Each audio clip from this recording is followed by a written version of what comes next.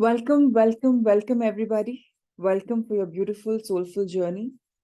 Let's start our inward journey by bowing in gratitude to all the divine beings, especially this morning to Brahma, the creator, Vishnu, the preserver of all good things in us, Shiva, the destroyer of all evil in us. Let's be grateful for all the blessings that we are showered upon.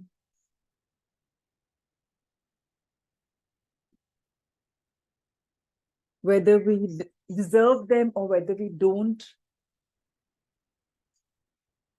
we are being blessed with so much more in life.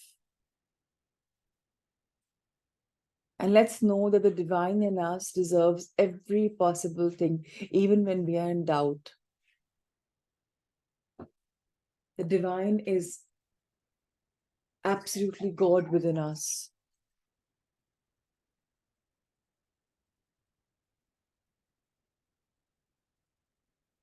And that's what we should bow down for.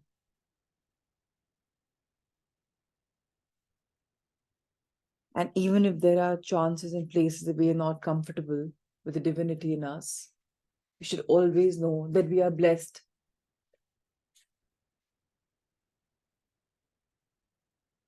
Blessed beyond words. Because in us resides not only divine being, but because of that, the entirety of our presence is divine. So let's bow in gratitude.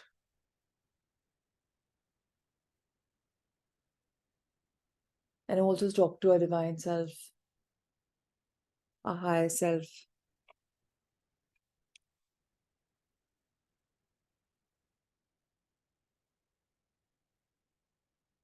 Whether we have actually met our higher self or not.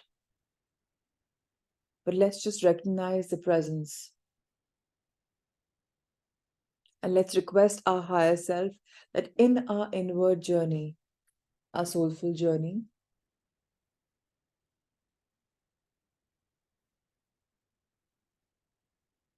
can we be given help in seeing what is important for us during our meditations and also otherwise. Because each one of us has made an intention to look inwards. It's very easy to get consumed by mundane everyday life. It's very easy to get distracted into every other thing. It's very easy to lose balance of who we are and at times let the unhappy part expand. But each time we do that, may we be reminded of the intense gratitude that we are born with. And to remind us that every part of our being, every essence, every cell, molecule, fiber of our being should be flushed, should be full of gratitude. There could be days, moments, events when we are not happy with the way we look or life is unfolding the way we want. But that is our over expectation. May we be reminded of acceptance every time when we are not able to register emotions and get unhappy or angry or dissatisfied.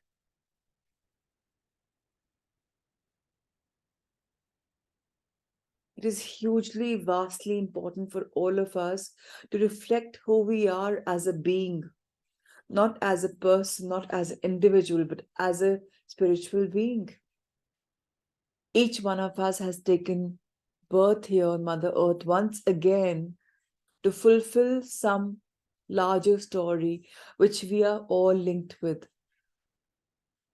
Because the universe is one, we are one, and yet we feel separate.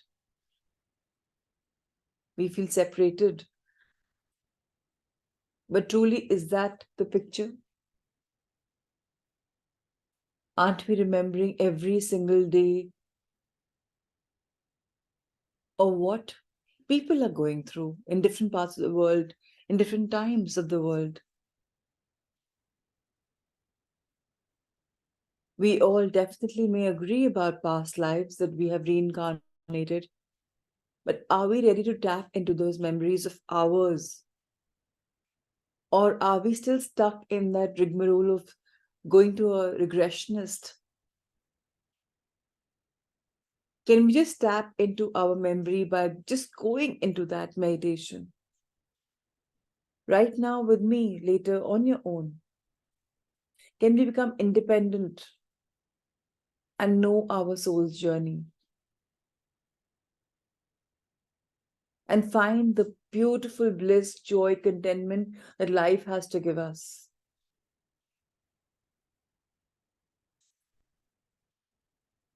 So let's once again this morning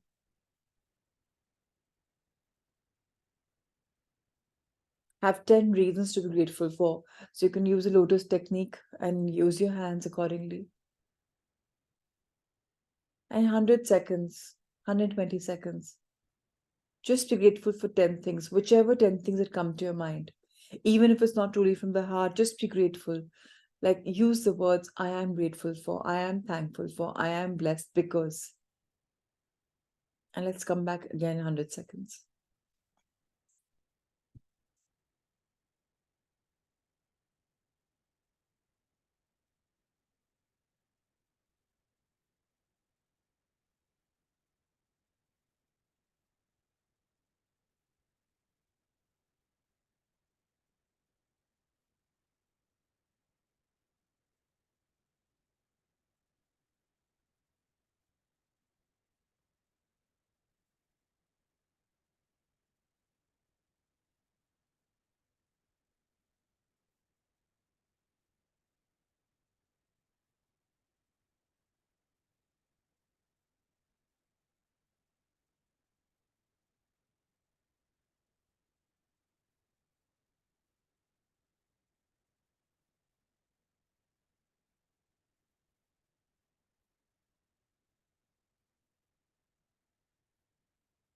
Thank you, thank you, thank you.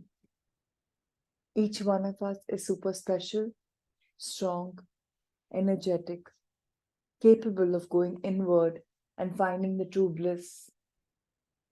Each one of us is capable into tapping our subconscious mind for the memory bank that is there. Understanding that love is everywhere, that I am loving, that I am lovable, and that I am loved. And I love unconditionally beyond barriers. Maybe if a metaphor is required, then maybe I'm capable of love as much as Mother Teresa existed. Unconditional for humanity. Just pure love. When I am capable, may I also be reminded that I am willing to change my patterns, the loop that I live in. I recognize that there have been beautiful days when I'm very positive and life is great, and there are days where my energy sinks and I go in the backtrack of things which are not so beautiful. But then, isn't good and bad also important? Isn't dark and light also important? Isn't that how life is? If there's too much of goodness, will I not stop recognizing or valuing it? Isn't that why the darkness shows up? So remind myself again of 100% acceptance. And if 100% acceptance seems tough at the moment, why not start with 10%? Step by step, we can walk and make it. But starting is important. Can we do the disruptions, divine mayhem? Just tell ourselves that divinity is unfolding in and around us every time, moment to moment, moment to moment. That I am sent on Mother Earth to be empowered, to be enlivened, to be enlightened. And these sessions are just a minor step towards them. So waking up in gratitude, waking up in the knowledge that there is so much life has to offer, and there are so many traumas that we are carrying, not from this life, but from many.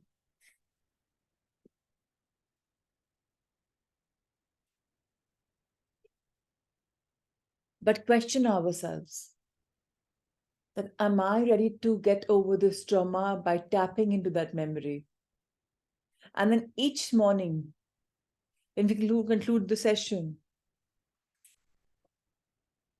can we truly go into that world or define some hour for myself? And if not an hour, a day has 24 hours. How about 24 minutes for myself? Where I can just trust the process and go inward and ask my higher self to show me what is important for me. And then I don't doubt it, I don't judge it. If I can see something, I'm grateful for it. If I can't see, I know I'm healing on the cellular level. Can I build that much of trust muscle? And with that beautiful prayer, that introspection, let's just fold our hands and pray to the universe that what I pray for myself is what I pray for humanity and the world and the mankind and every possible being. The awakening of sheer consciousness, absolute consciousness, in whichever form. So be it. So it is. Open your hands to bless and request for your blessings to go far and wide. And as you do that, you're also opening yourself to receiving so much more. And now open your palms and put them on your laps. And feel the radiant blessings enveloping you, entering you through the palms of the middle, the center of your palms. You're being showered with divine bluish white healing light that is coming hugely into your open palms. And this beautiful light is traveling all over your body, giving it a beautiful cooling feeling. And wherever your body is hurting, physical pain, just let the light heal it. And know that the darkness is here to go. This morning we've woken up with a beautiful sunrise. So the same way, your body is waking up to a beautiful, new, healthy feeling. Accept it. If required, touch that body part and heal it even more because you are a born healer.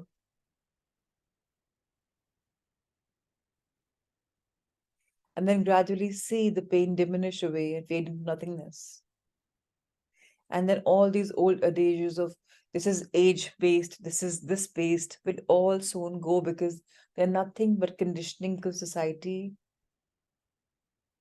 and life unfolding.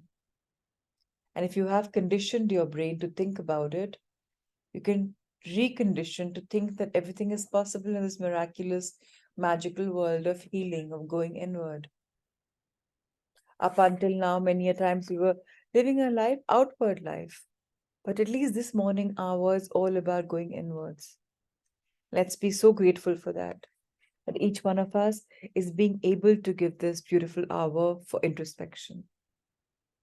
Let's be so grateful.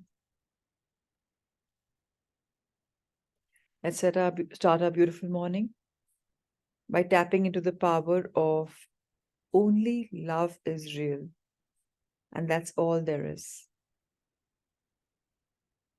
Chapter number 18. Tolstoy wrote, how interesting it would be to write the story of the experiences in this life of a man who killed himself in his previous life. How he now stumbles against the very demands which had offered themselves before until he arrived at the realization that he must fulfill those demands. The deeds of the preceding life give direction to the present life. It is so imperative for all of us to know that we've heard this in the Hindu mythology or the chronicles, or not only Hindu, so many more others that we follow, that we have been given a life and our life is taken by the giver. But oftentimes, or maybe few times, or maybe sometimes, or maybe never, the thought comes that my life is so worthless, it's so meaningless, and should I take it? And I like to end it. And that in itself is the biggest attitude of escapism.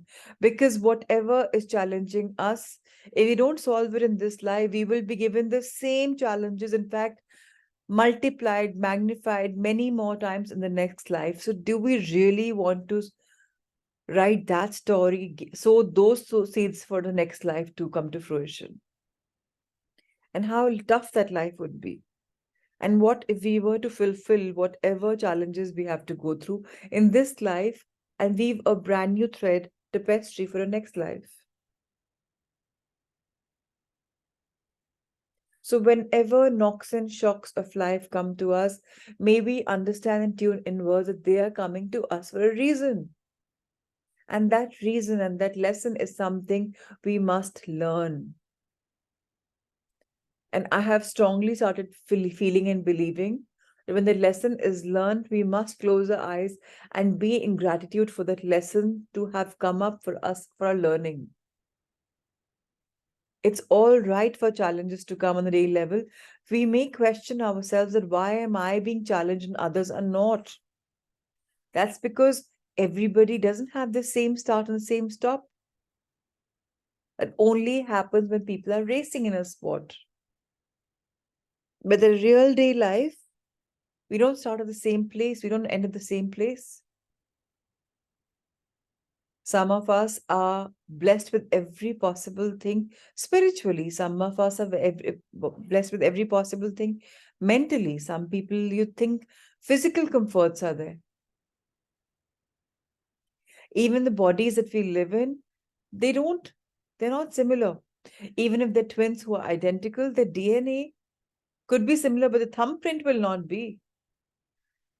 Even the choice of life will not be.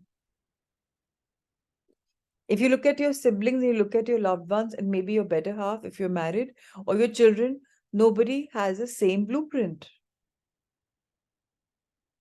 Then why is it that in tough times I compare myself to someone else and say, he or she has it all, I don't?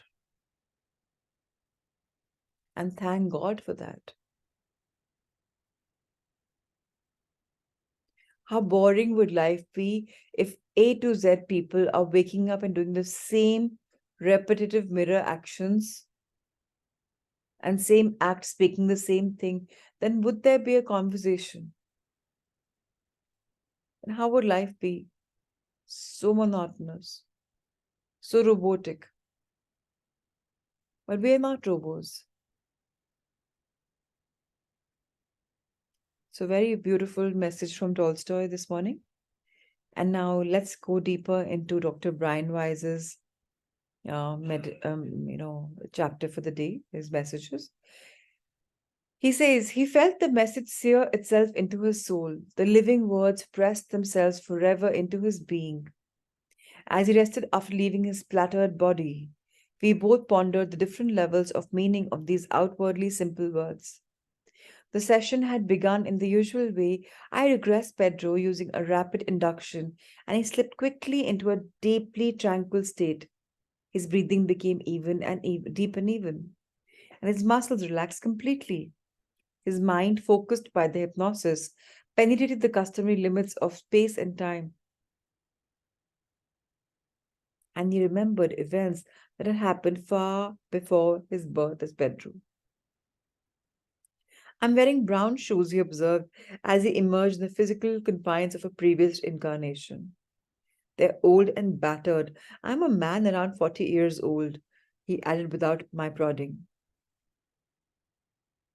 Balding on the top with hair beginning to grey, my sideburns and beard are grey already. My beard is short and is shaved pretty far down my cheeks. He was paying considerable attention to minor details. I appreciated the accuracy of his description, but I was also aware of time slipping by. Go ahead, I advised. Find out what you're doing in this life. Go to the next significant event. My glasses are small and wire rimmed. My nose is wide and my skin is very pale. It's not unusual for a hypnotized person to be resistant to my suggestions. I have learned that you can't always guide the patient. Sometimes the patient has to guide you. What do you do in this life? I asked. I'm a doctor, a country doctor. I work very hard. The people are mostly poor, but I get by. There are good people overall. Do you know the name of the place where you live? I believe in this country, in Ohio. Do you know the year? Late 1800s, I think. And your name? Thomas. My name is Thomas. Do you have a last name? It starts with D, Dixon or Dickens or something like that. I don't feel well. What's wrong? I feel very sad. Very sad.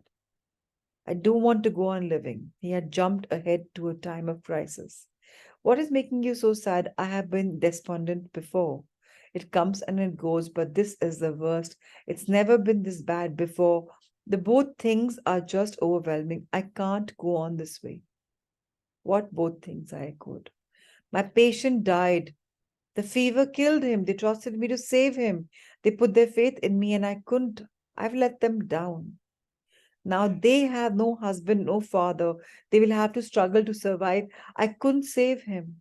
Sometimes patients die despite our best efforts, especially in the 1800s, I added, paradoxically attempting to ease his guilt and despair over an event that had occurred a century ago. I couldn't alter the event, but only his attitude towards it. I knew that Thomas had already experienced and acted upon his feelings. What was done, but I could not help Pedro.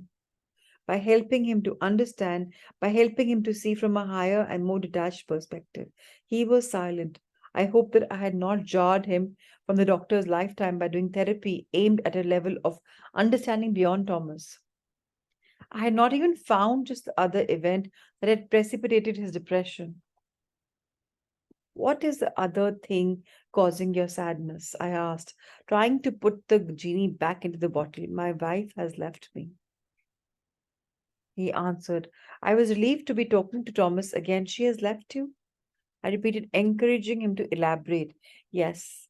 Our life was so difficult. We couldn't even have children. She went back to a family in Boston. I'm very ashamed. I couldn't help her. I couldn't make her happy. I did not even attempt therapy with its higher mind at this time. Instead, I asked Thomas to move ahead in time to the next important event in that life. We could do the therapy later as he reviewed this life. While still in the hypnotized state, or even later after he emerged from the hypnosis. I have a gun. I'm going to shoot myself and end this misery. I suppressed the urge to ask him why he chose a gun and not one of the many medicines or poisons available to a doctor of that time. He had made his decision at least a century ago. The question itself was probably my way of intellectualizing his despair of such magnitude as to drive him to self annihilation. What happens next? I asked. I've done it. I've shot myself in the mouth, and now I can see my body. So much of blood, so much of blood. He'd already left his body and was seeing it at a distance. How do you feel now? Confused. I'm still sad. I'm so tired, but I can't rest. Not yet. Someone is here for me. Who's there? I don't know. Someone very important. He has something to tell me. What does he tell you? That I have lived a good life until the end. I should not have ended my life, yet he seems to know what I would do, what I did. Is there more? I asked, pushing this paradox aside. The answer came directly at me now in a more powerful voice.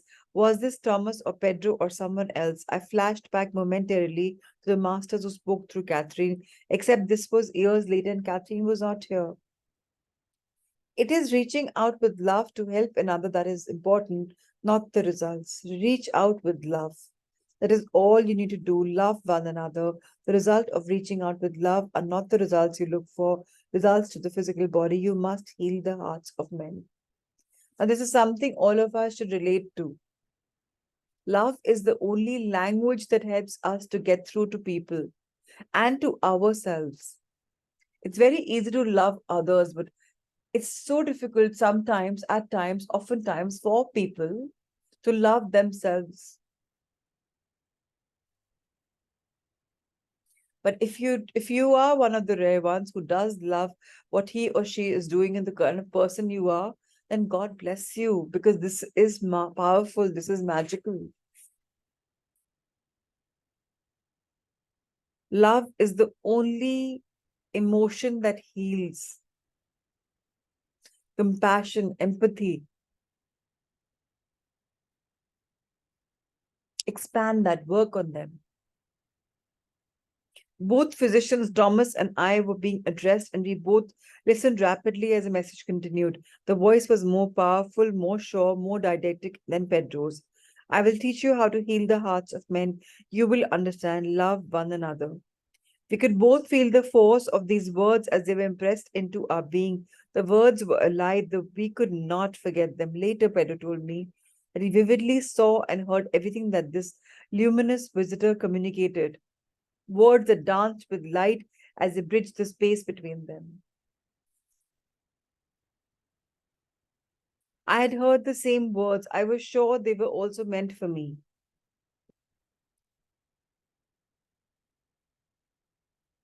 Important lessons leapt at me. Reach out with love and compassion, and do not worry so much about outcomes. Do not attempt to end your life before its natural time.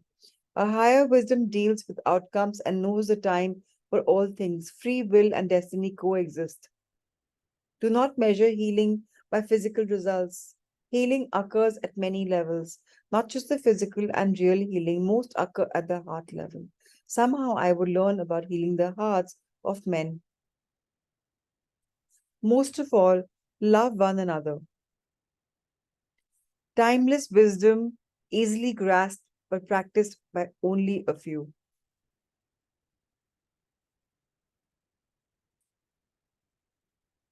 My mind drifted back to Pedro. Themes of separation and loss plagued his lifetimes. This time they had led him to suicide. This time they had led him to suicide. He had been warned about not ending a life prematurely. But losses were occurring anew, and grief had returned. Would he remember, or would hopeless despair overtake him once again? How devastating it is to be a healer who cannot heal his patient. Elizabeth's failure in ancient Egypt, Pedro's despair as Thomas, the Ohio physician, my own painful experiences as a healer. My first frustration as a healer who could not stop the onslaught of a rampaging illness occurred more than 25 years ago during my very first clinical rotation as a third year student at Yale Medical School. I began with pediatrics and I was assigned to Danny, a 7-year-old boy with a large Wilms tumor. This is a malignant tumor of the kidney that occurs almost exclusively in childhood. The younger the child, the better the prognosis. 7 was not considered young for this cancer. Danny was the first real patient in my medical career. Prior to him, all of my experiences had been in classrooms, lecture halls, laboratories, and sitting for endless hours in front of my textbooks. The third year began our clinical experience. We were assigned to hospital wards with real patients. Enough facts and theory. The time for practical application had arrived.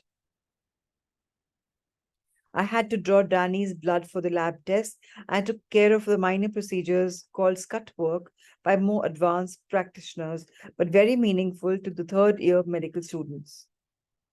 Danny was a wonderful child, but our bond was even stronger and more special, as he was my very first patient. Danny fought heroically. He had lost his hair from powerful but toxic chemotherapy treatments. His belly was severely bloated. Yet he was rallying, and his parents, I took hope. A good percentage of children were able to recover from this type of malignancy at that time. I was the youngest member of the treatment team. The medical student usually knew less clinical medicine than the intern, resident, or attending physicians, all of whom were incredibly busy with their work. On the other hand, the medical student had more time to spend with the patient and family. In general, the medical student was also placed a higher priority on getting to know the patient and his family. We would customarily be assigned to talk to the family or to convey messages to the patient. Danny was my main patient, and I liked him a lot. I spent many hours sitting on the side of his bed, playing games, reading stories, or just talking. I admired his courage. I also spent time with his parents frequently in Danny's dark and drab hospital room. We even ate together in the cafeteria. They were frightened, but also encouraged by his rally. Suddenly, Danny took a drastic turn for the worse. A dangerous respiratory infection overwhelmed his weakened immune system. He had difficulty breathing, and his usually bright eyes turned dull and glazed. I was shunted aside by more senior members of the medical team. Antibiotics were started and stopped and changed to no avail. Danny slid downhill. I stayed with his mother and father, feeling helpless and horrified. The illness won. Danny died. I was too upset to spend more time with his parents beyond a brief word and a hug. I identified with their pain as much as I could at that time. 3 years later, when my own son died in a hospital, I understood even more. But at the time, I felt some vague responsibility for his death, as if I should have done something, anything to avert it. The failure to heal strikes at the very soul of every healer. I understood Thomas's despair. Far fewer psychiatric patients die of their illnesses, yet the inability to help a severely disturbed patient evokes cause of the same frustration and sense of helplessness.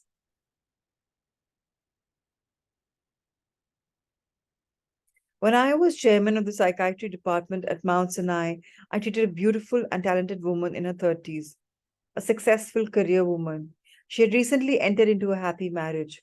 Gradually, she became paranoid, and the paranoia was worsening despite medicines, despite therapy, despite every intervention.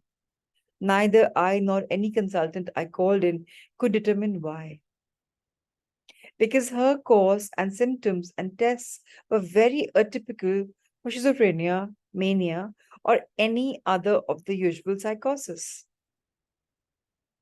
She had begun to deteriorate soon after a trip to the Far East, and one test showed extremely high antibodies to a parasite. Still, no medical or psychiatric treatment helped, and she gradually worsened. Again, I had felt the pangs of helplessness, the frustration of the healer who could not heal.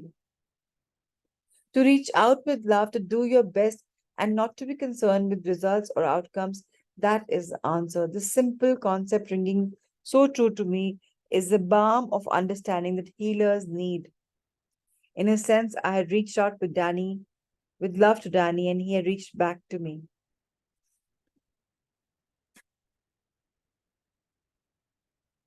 There are days and months, maybe in our lives, when we want to reach out and help somebody and we're not able to. And then the despair seeps in. But let's realize and remember and remind ourselves that we are only channels. The entire drama is unfolding with somebody else having scripted it. Somebody else having scripted it. It's the person along with God because he or she co creates. It's very tough to just flow, or I would say it's very easy to just flow. Chapter 19. William Ernst Henley. Or ever the knightly years were gone, with the old world to the grave. I was a king in Babylon, and you were a Christian slave. I saw, I took, I cast you off, I cast you by. I bent and broke your pride. And Amaria's sons have set and shone since then upon the grave. Decreed by the king in Babylon, to her that had been his slave, the pride I trampled is now my scathe. For it tramples me again, the old resentment lasts like death for you, my love, yet you refrain. I break my heart on your hard unfaith, and I break my heart in vain. Elizabeth was frustrated and despondent. Her new relationship had lasted for only 2 dates. Bob was avoiding her. She had known him casually for more than a year through work. He was successful and handsome and shared many of her interests. He told her his long term affair with a married woman had just ended. Bob had had several short term relationships with other women, but there always seemed to be something lacking in these women. According to him, they would turn out to be superficial or unintelligent or not share his values.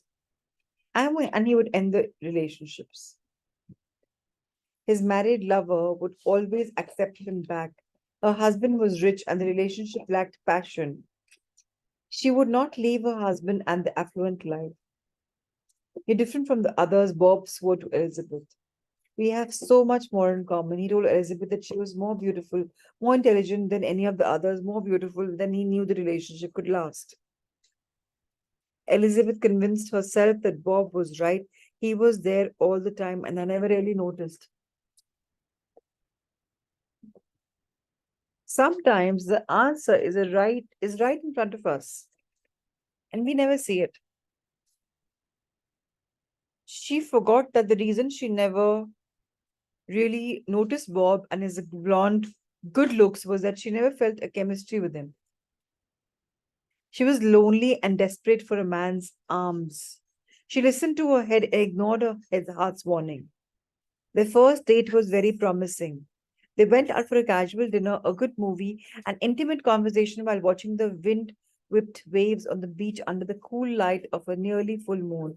I could fall in love with you, he told her, teasing her with a promise that would never be fulfilled. Her head carefully heard every word, ignoring the lack of response from her heart. The second date seemed fine. She'd had a good time, and she sensed that he did too. His affection seemed genuine, and he hinted at sex in the future, but he never called back. Finally, she called him. He said he wanted to see her again, but that he was very busy and it was very difficult to pick an exact time. He assured her he had not had a change of heart. He did want to see her, but he just couldn't tell her when. Why do I always pick losers? She asked me. What's wrong with me? You don't pick losers, I told her. Here's a handsome and successful man who told you he was interested and available. Don't blame yourself. I didn't say so, but inwardly I knew she was right. She was picking losers, in this case, an emotional loser. It turned out that he could not lead the safety of his married lover. He chose to remain dependent and safe. Elizabeth became the victim of his fear and his lack of courage. Better now than later. I thought Elizabeth was strong. She could recover. Elizabeth asked if we still had time to attempt a regression. She could sense something important was near the surface and she was anxious to find it. So we proceeded. After she emerged in an ancient past life, I was not sure we had made the right decision. She saw a land of broad, rolling plains and flat-topped hills, a land of yak-like animals and small, agile horses, or large, rounded tents and nomadic wanderers. It was a land of passion and it was a land of violence. Her husband was away with most of the other men, hunting or raiding. The enemy struck, flying in on waves of horses against the depleted defenders. Her husband's parents were killed first, hacked down by broad razor sharp swords. Her baby was killed next, gutted by a spear. A shudder convulsed her spirit. She wanted to die too, but such was not her destiny. Captured by the young warriors because of her beauty, she became the property of the strongest of the invading horde. A few other young women were also spared. Let me die, she pleaded to her captor, but he would not allow it. You're mine now. You will live in my tent and you will be my wife. Except for her husband, whom she would never see again, all her loved ones were dead. She had no choice. She attempted to escape several times, only to be quickly caught. Her suicide attempts were simply thwarted. She hardened herself, and the depression turned into constant smoldering, anger devouring her capacity to love. Her spirit withered, and she merely existed, a hardened heart trapped in a living body. No jail could be as confining or as cruel. Let's go back in time. Let's go back before your village was raided. I counted back from 3 to 1. What do you see now? I asked. Her face was now serene and peaceful as she remembered the early years growing up, laughing and playing with the man she would eventually marry. She loved this childhood friend dearly, and he returned this love to her. He was at peace. Do you recognize this man you married? Look into his eyes. No, I don't. Look at the others in your village. Do you recognize anyone? She looked carefully at her relatives and friends at that lifetime. Yes, my mother is there. She is the mother of my husband. We are very close. When my own mother died, she took me in as daughter. I recognize her. Do you recognize anyone else? I inquired. She lives in the largest tent with the flags and white feathers. She answered, ignoring my question. Her face darkened. They killed her too. She lamented, jumping back to the massacre. Who killed her? Where did they come from? From the east, from beyond the wall. There is where they have taken me. Do you know the name of the land? She pondered this question. No, it seems to be somewhere in Asia, in the northern part, maybe the west of China. We have oriental features. It's okay. Let's move ahead in time within this lifetime. What happens to you? I was finally allowed to kill myself after I had grown older and was not so attractive anymore. I think they grew tired of me, she added. She was floating now, having left her body. I asked her to review her life. What do you see?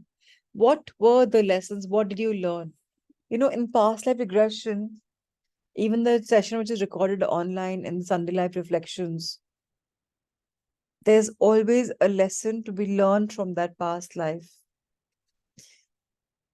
and to bring in that lesson in this current life to remind us of what we learned after we died in that life. Similarly, every day, in a way, you die when you sleep and you are alive when you wake up. What have you learned?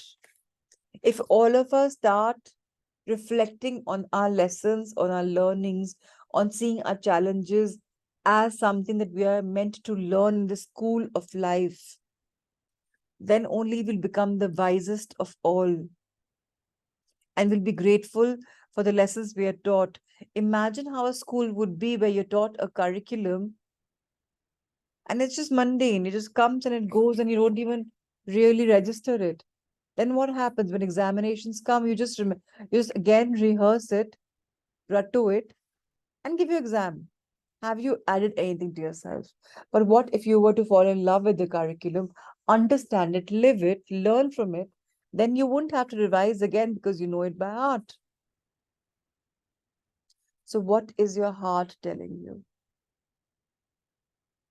All the challenges that you're going through, what is your heart guiding you towards?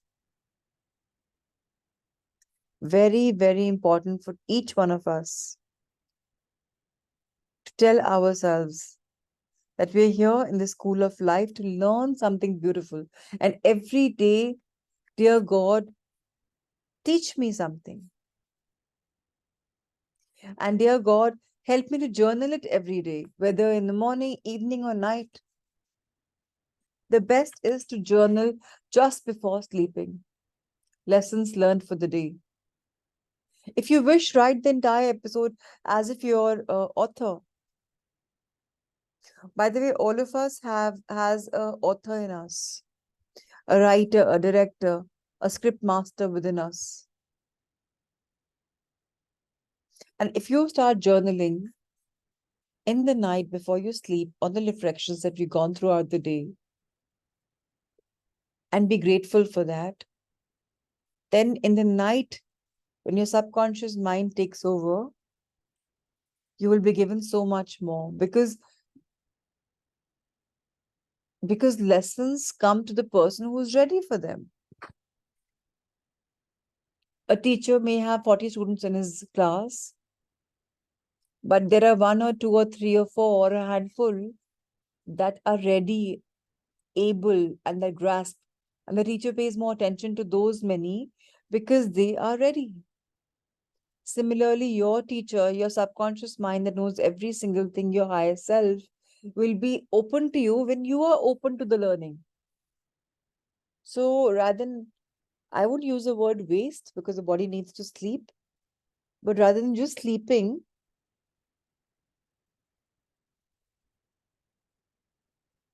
how about practicing heartful sleep, soulful sleep?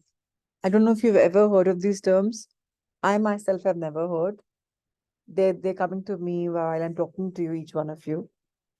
But I just know that our souls are going to be talking to us so much more if we start surrendering. Thank you, thank you, thank you for this lesson today that I learned. This happened, that happened. It's like write to your soul, like in your reflection book. If you don't have a reflection journal, make one reflection journal, like a fresh one where you just write your reflections. Write the date and write the episode that went in the day and what did you learn out of it. And just say, maybe it's clear to me, maybe it's not. But tonight when I sleep, make it coming all true. Just the day, just the way my intention every day when we switch off the session is that you are in the session for however long your higher self lets you be, and you try to go deep within to get answers unfolding. Yes, initial few days may be not easy, and later it'll become like a cakewalk. Just the way initially we don't even know how to brush our teeth. A child has to be taught again and again the same steps again and again until he starts doing it on his own. And then when we become adults, it mechanically happens. You wake up and go to the loo and you brush your teeth first thing in the morning. Similarly, to tap into subconscious mind will become so easy. And that's what the entire lesson is all about.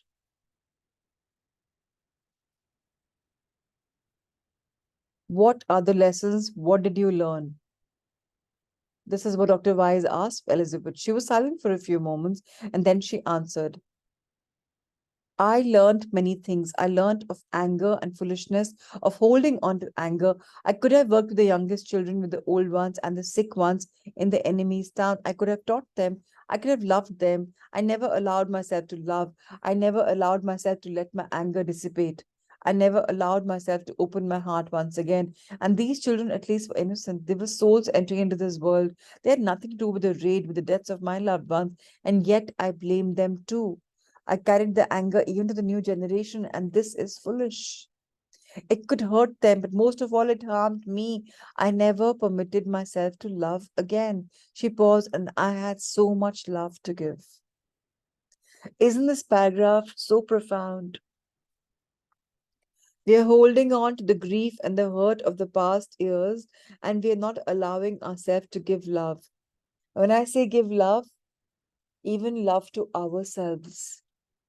We don't give ourselves a chance because somehow deep down we feel that we deserve this punishment. She paused again, and that seemed to speak from an even higher source. Love is like a fluid. She began. It fills up crevices, it fills empty spaces of its own accord. It is we, it is people who stop it by erecting false barriers. Now, it's very easy for human beings to create stories and to create barriers. Same thing, two people will recite differently, one from his perspective, one from her perspective, because we are all storytellers. And these false barriers do not let us see the truth. And when love can't fill our hearts and our minds, and when we're disconnected from our souls, which consists of love, then we all go crazy. I considered her words. I knew that love was important, perhaps even the most important thing in the world, but it had never dawned on me that the absence of love could cause us to lose our minds. I remembered the famous monkeys experiments of the psychologist Dr. Harry Harlow, in which young monkeys deprived of touching, of nurturing, of love, becoming completely asocial, physically ill, or even died. They could not survive intact without it. Loving is not an option, it is a necessity. Please highlight this if you have a book. Love is not an option, it is a necessity. Period. I turned back to Elizabeth. Look ahead in time. How does what you learned that affect you now? And how can this learning, how can this be, this remembering help you in your current life to feel happier, more peaceful, more loving? And let me tell you, my dear friends, people can say whatever they say about past life, that past life kyun yaad nahi hai, because we're not meant to remember. That is people saying. If you've lived a life and if there are reasons and if there are signs, then it's because you can tap into something that you've forgotten, remember it again, wipe the trauma that you're going through and understand why you are wired the way you are, and then do something about it. Sometimes some people are adept to going into chronic depression, taking their lives or living aimlessly. Understand why you went into depression. Where is it coming from? Ask your subconscious mind, your higher self, have an honest dialogue that I need to see it for myself to understand. And when you see it, when you understand it, then you're able to resonate and reason and practice what you must practice. So I'm a true believer in past life. And there's no therapy like you shouldn't do it, you shouldn't do this, you shouldn't do that. If your heart says you should do it, then do it. If your heart says no, I'm scared, then believe me, whatever you're scared about will surface up. And that is important because you have to learn a lesson from that also. Like, I do not have to go to any past life regressionist anymore because the sessions online are enough for me. And then they are expensive. They charge 3-4 grand an hour, and the clock ticks off. On your own, it's so much easier. Nonetheless, that's what I feel, and I'm just sharing that with you. Everybody has his own perception. If anybody wants to talk about it, I'm happy to talk, later or even after the session closes. So if anybody has reflections to share, please let me know on the chat box so that I can first have them and then have the meditation. Back to Dr. Weiss's book. I turn back to Elizabeth. Look ahead in time. How does what you learned affect you now? How can this learning, how can this remembering help you in your current life to feel happier, more peaceful, more loving? She says, I must learn to let go of anger, to not hold it, to recognize its roots and let it go. I must feel free to love and to not hold back, and yet I still search. I haven't found someone to love completely unconditionally. There always seems to be a problem. She fell silent for half a minute. Suddenly, she was speaking with a voice much deeper and slower than usual. The room felt very cold. God is one, she began. She struggled for word. It is all one vibration, one energy. The only difference is a rate of vibration.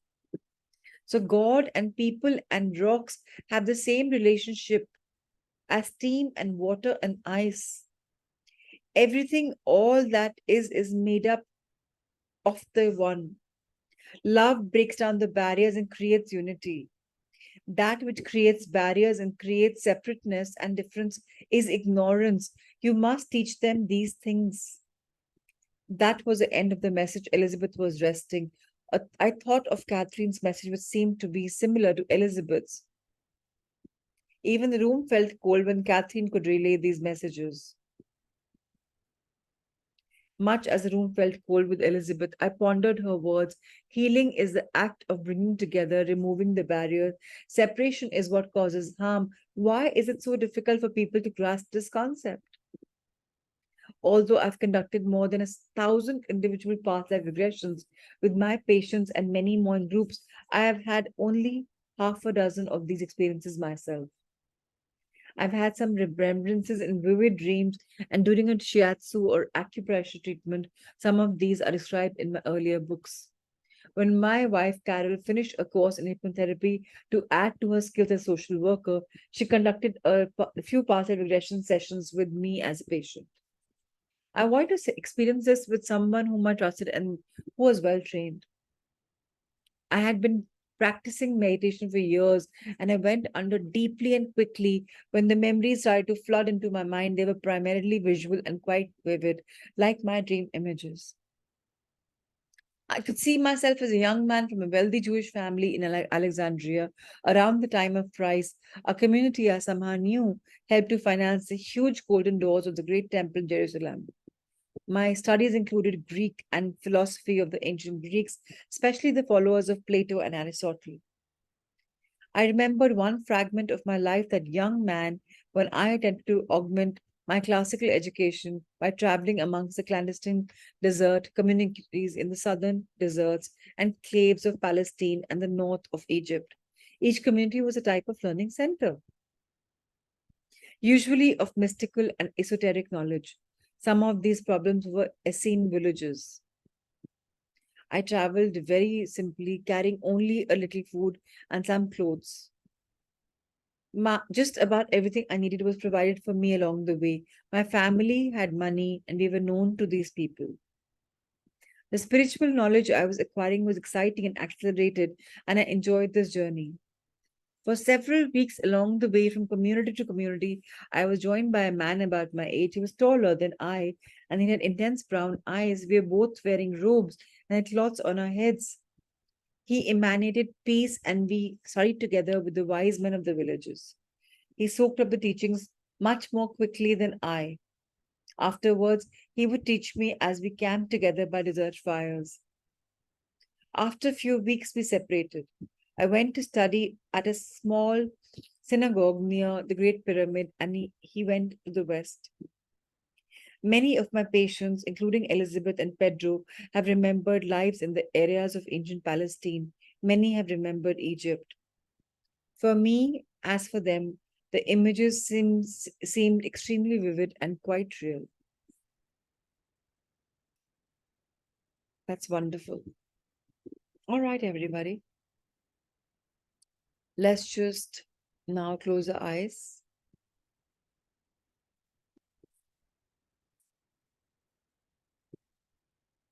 And be grateful once again to the lessons we learned this morning. Life is precious. Life is a gift from heavens above. And it's on us to learn that lesson and implement that lesson rather than finish it off and restart in the next life with more challenges. So let's analyze this present day life.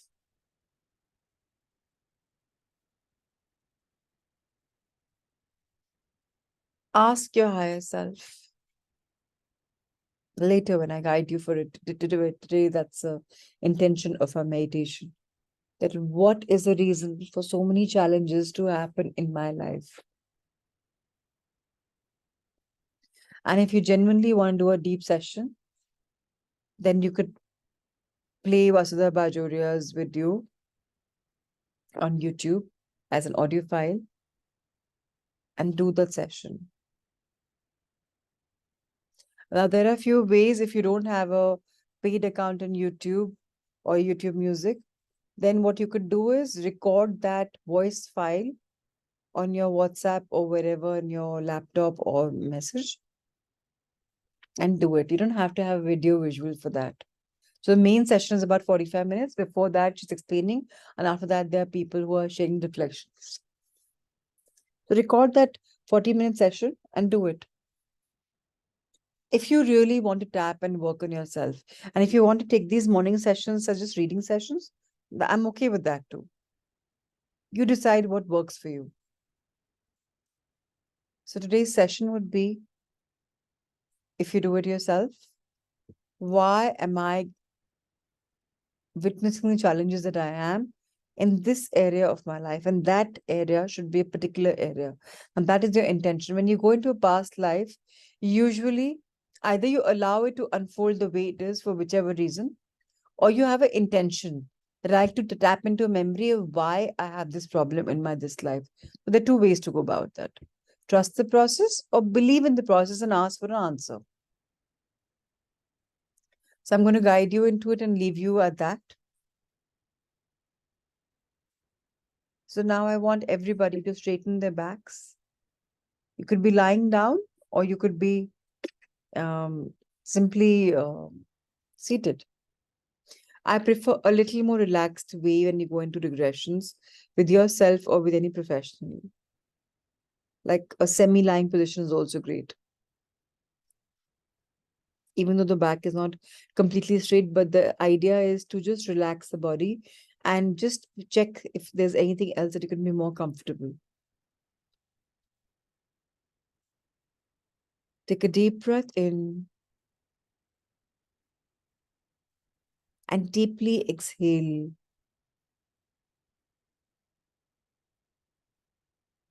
Once more, a deep breath in and a deeper breath out. You can do it on your own pace. You don't have to follow my own words.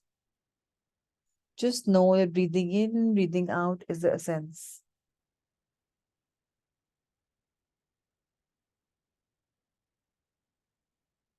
Breathe in.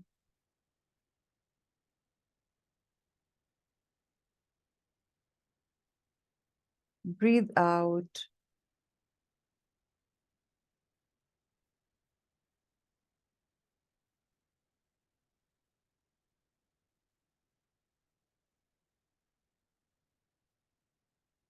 And then just see how relaxed you are.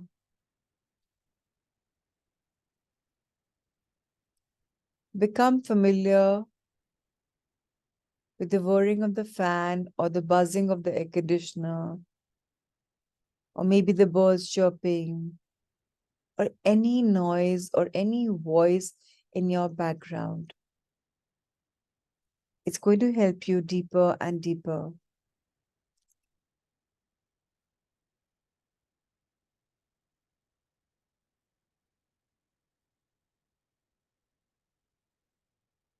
And now, as I count from 7 to 1, you'll be going in deeper in your being, in your realm.